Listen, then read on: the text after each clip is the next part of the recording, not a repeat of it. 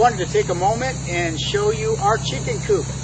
If you're a chicken person, there are all kinds of coops out there. It's amazing what people are using to make a chicken coop.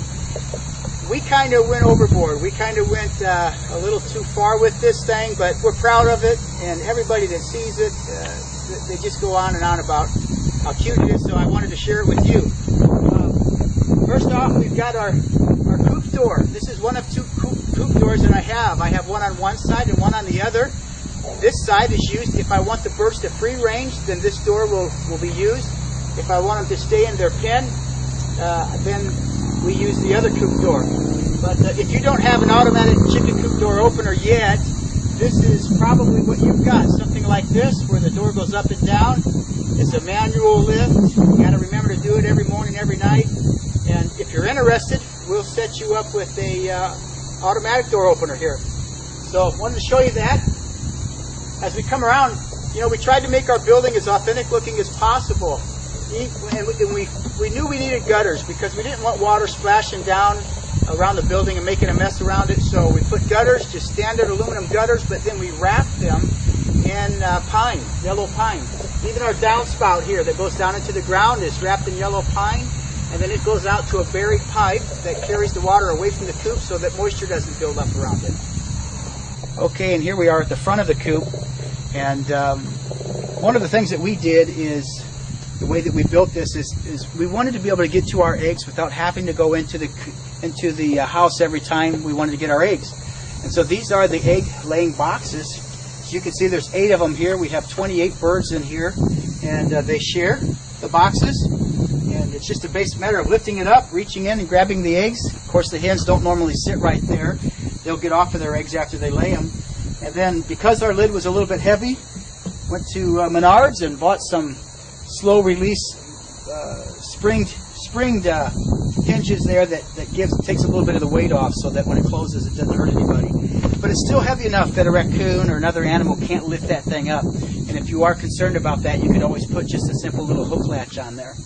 And you can see our windows, and the windows have a screen. We wanted the windows because we wanted the building to look authentic, but we also wanted to make sure that when it was ventilated, that air was going through, that an animal could get up here and climb in. And so we've got screen on the inside of that, and I'll show you.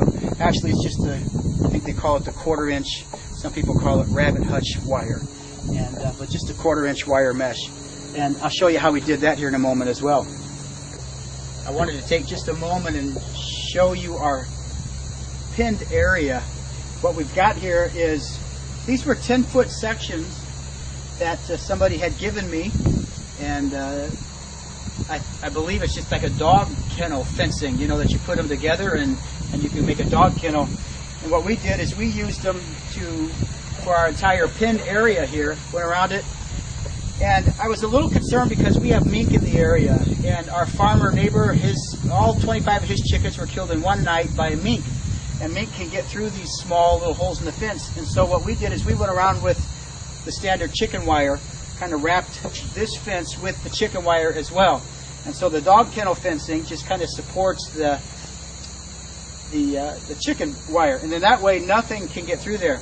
One other thing we did I want to share with you is that when I put my fencing down, I didn't just put it in the ground, but we dug a trench about 1.5 feet deep, and then we took some wire and we laid it in there, patted it down, and then we bent it up and set our fencing right on top of that. That way a coyote, which we have in our area, different animals can't dig down and go underneath the fence. It's completely, they'd have to dig down about 2 feet before they were able to get to where the wire is at, where the wire is not there anymore. So nonetheless, I wanted to show you that.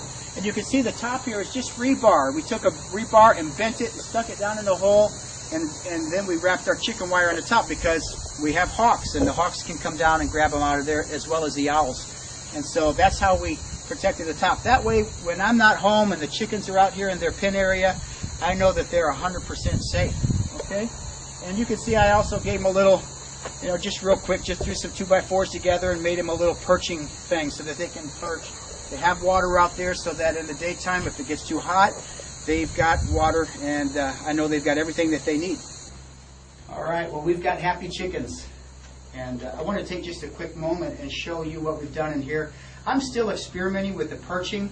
I found that just a simple board just seems kind of awkward to me. I mean, I wouldn't want to have to sit on a single board all night long. And so what we did is we gave them one, and then behind it is another, and behind that is another, and behind that is another. So every 6 inches they're apart.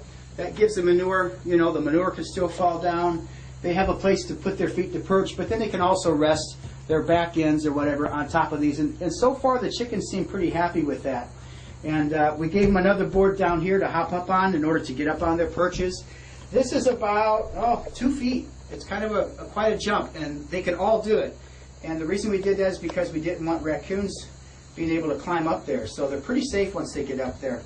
And you can see here I had to build one little girl a ladder. Even when we put the perches down low, when these were down low, she was never able to climb up and down that perch. And so, needless to say, I had to build her a ladder, and she has gotten a little bit better, a little more agile sitting up here, a little more comfortable. And I think I've seen her jumping up on the perches on her own. So I'm about ready to take that ladder away. It was just there for training for her, I guess. And you can see we've got lighting. You know, you don't need to have all of this stuff, but we put it in. We put lights here so that if we want to heat it in the wintertime when it gets really cold, we can just put some red bulbs in there and heat it up, okay? And what else? Here's their door that they go in and out. And I wanted to show you this. This is the wiring around the windows. And this is just a cheap little window that we bought at Menards with just a screw, I think, is all we have in the bottom to create the hinging effect. And this is just a basic latch. And what my carpenter did was he took the wire, stapled it, kind of cut it to the size, and then he bent it, kind of bowed it, so that the window can never open any farther than that. And you can see the latch here. As I say, it just kind of, you can latch it so it stays in place. I've actually used it to, if I want to close the windows a little bit, I can still just latch that over. And it's locked in place. And we actually had a raccoon trying to get in here the other night. We saw his footprints all over the outside of the windows, but he couldn't get past that wiring. And that was just a little bit of genius on my carpenter's part. One other thing I wanted to show you is our cupola. It's an actual working cupola, and you probably saw it on the outside of the building here a moment ago. We have holes drilled up there. I think they were 3/4 inch, half inch, or 3/4 inch holes all along the top, so that air can vent out. This is actually a working cupola where when you slide that over, you determine the amount of ventilation that your coop is going to have.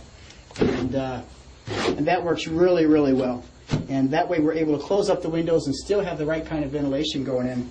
And then lastly, I wanted to show you the nesting boxes. You know, just like anybody's nesting boxes, I suppose, but that's where the girls lay their eggs, and that's where it all starts. Oh, hey, one last thing I want to show you, and that is our door. This is my door installed, okay?